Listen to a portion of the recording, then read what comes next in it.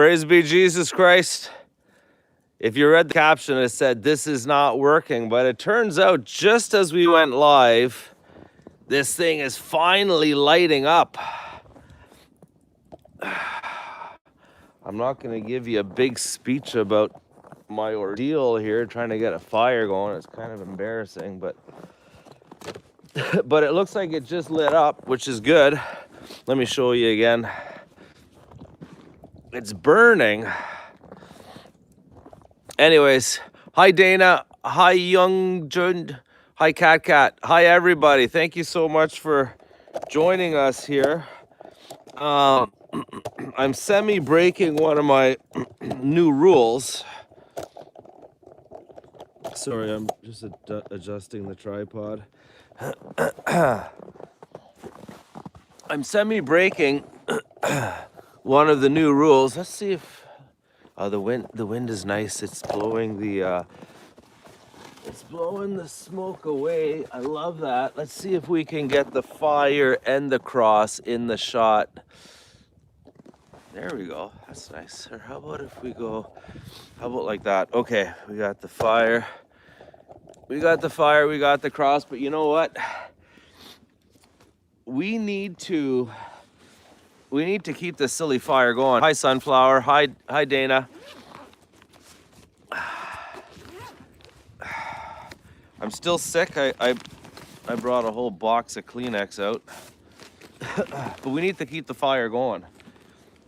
I'll tell you, I'm not going to complain because no one likes complainers. But, you know, sometimes in life, you come up with plans. Hi, Grandma. Hi, Chris. You come up with plans in life, and things don't exactly work out as planned, which is fine. Praise God. I'm not saying that in complaint, you know.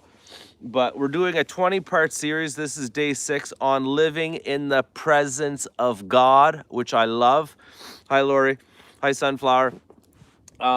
This is day 6. But when I was planning this 20-part series, it was going to be also a tea break series, part of the whole winter goal of doing a stealth tea break at -20, which, by the way, the temperature... I wrote it down. I just got to triple check I get it right. I could, let's see. My memory tells me that the temperature is -8 degrees Celsius, which is 17 degrees Fahrenheit. Is that right? I wrote it down. Yep, that's it. -8 degrees Celsius, 17 degrees Fahrenheit. But when I was planning this 20-part series with tea breaks in the winter, it never dawned on me that I would have trouble making a fire to boil water.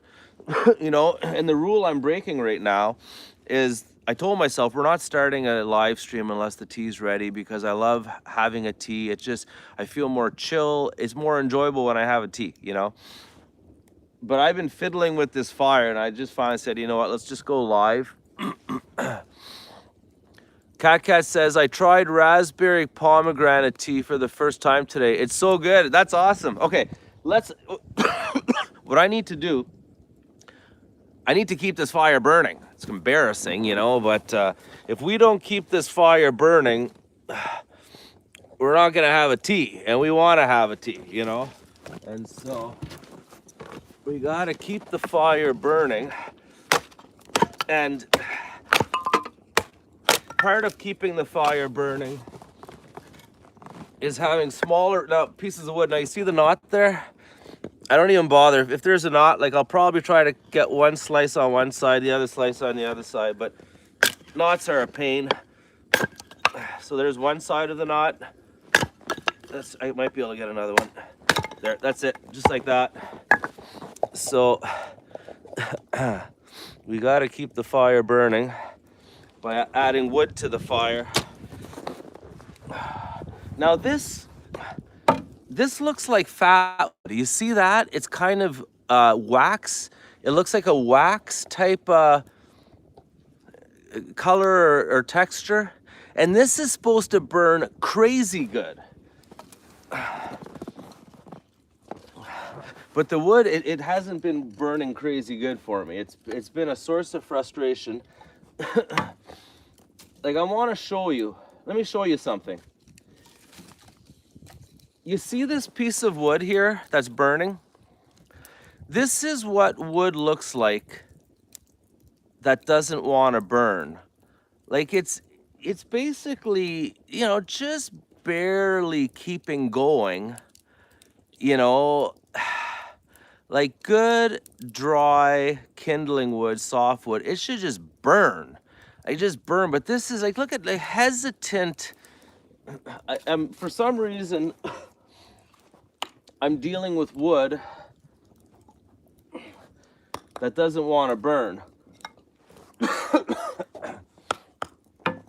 And my guess is, see, I'm using, I'll get technical on you.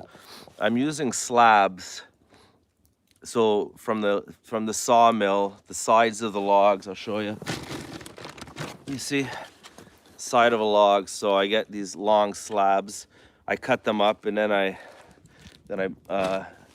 turn them into kindling. But